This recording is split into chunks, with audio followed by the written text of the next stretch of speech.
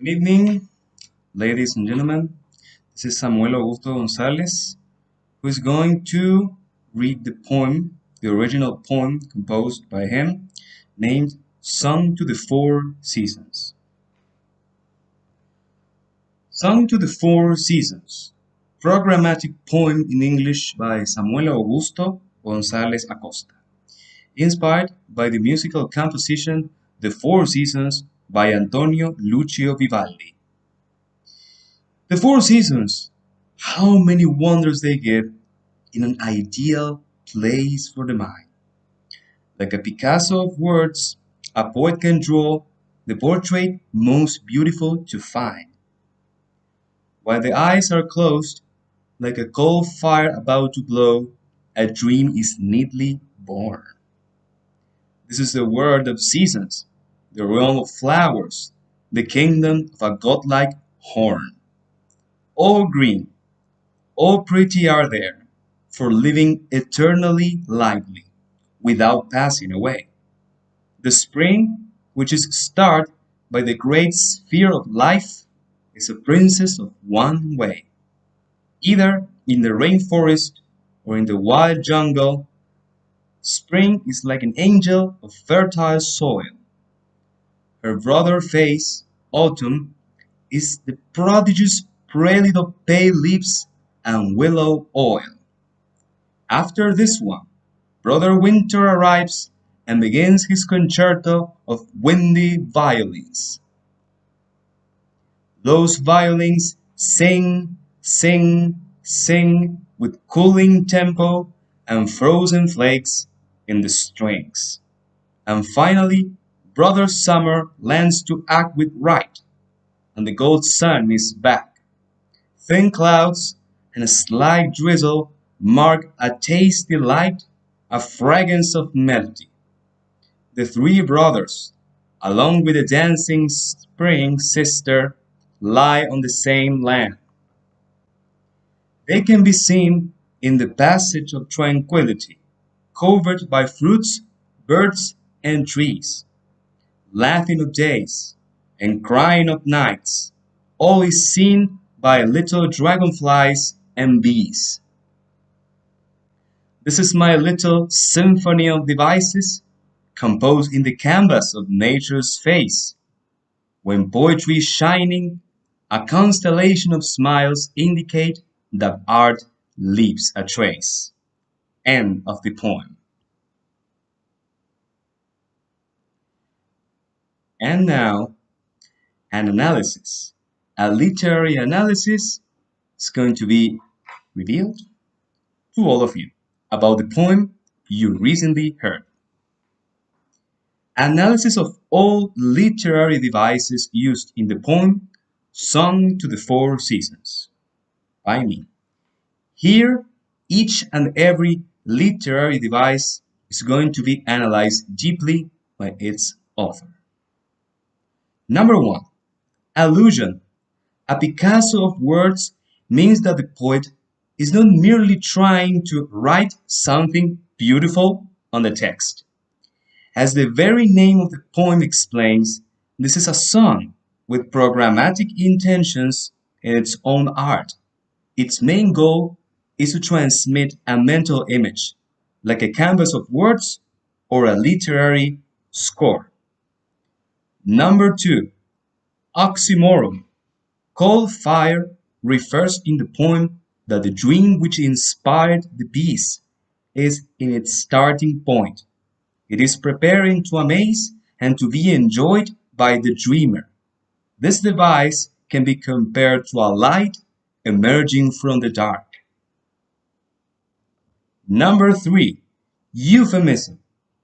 Without passing away is easily explained as a softer manner of saying without dying.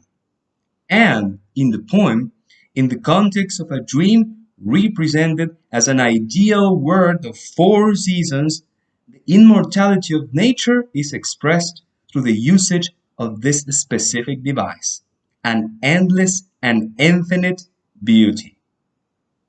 Number four, this euphemism. The great sphere of life refers to the sun, the center around which all kinds of possible life grow and develop successfully. By the way, these feminisms are quite similar to euphemisms, but their usage is different. The first ones are utilized in literature as an ingenious alternative naming. Number 5. Simile. Spring is like an angel of fertile soil. It's a carefully designed option for a comparison between that season of the year with a spiritual entity.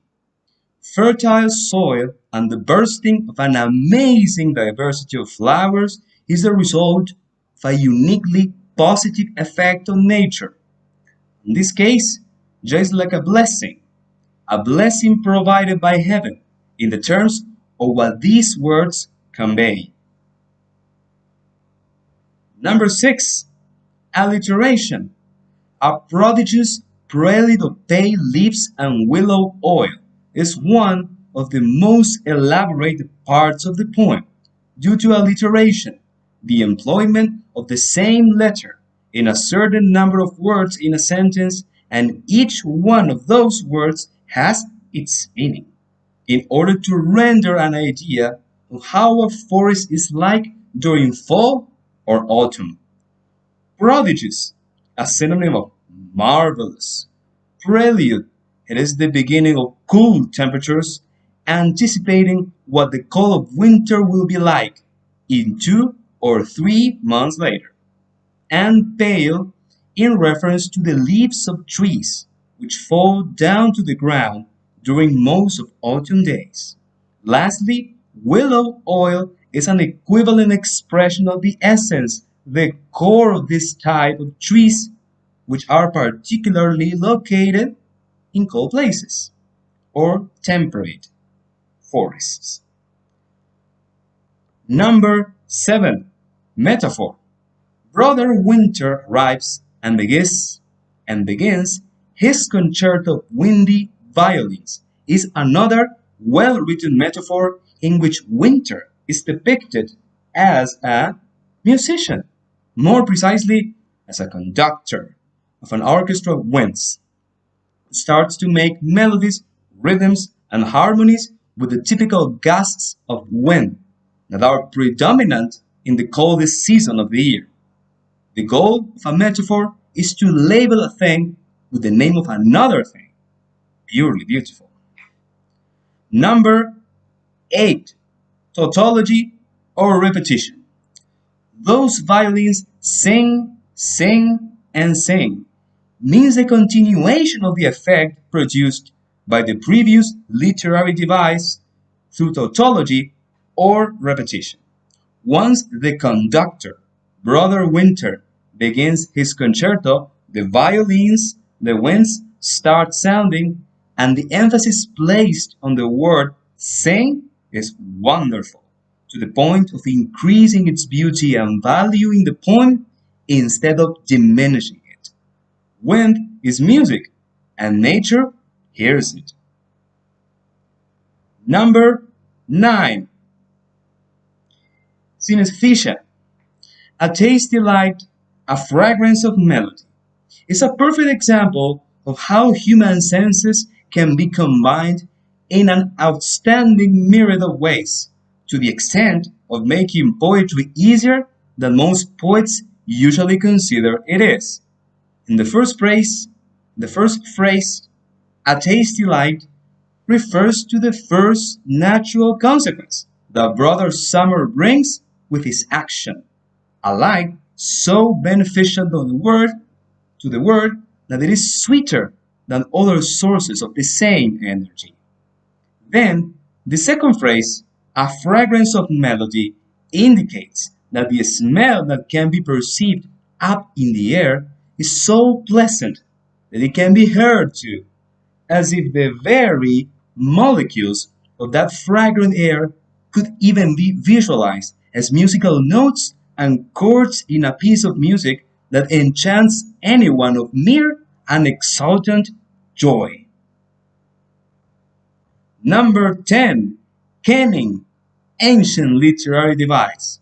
This type of metaphoric periphrasis comes from many centuries ago, having been used in the epic poem Beowulf, and in the Song to the Four Seasons. This resource was resurrected under the words "a passage of tranquility," in direct reference to the forest, a magical inspiration for several poets of distinct eras of human history, along with the sea, which, by the way, is referred to in Beowulf as a path of swans, and in the realm of the skies, a very fine idea for poetry. Number 11. Personification. The sentence, laughing of days and crying of nights, all is seen by little dragonflies and bees, means that both days and nights have visible feelings in the poem. And that is why days laugh and nights cry. Both are given emotions, and they show them openly in the strictly literary sense. Number 12 and last, metonymy. Verily, a metonymy is similar to a metaphor, but in this work, the final expression, a constellation of smiles, makes reference to the people that reads the poem and manifests a joyful reaction, a happy smile.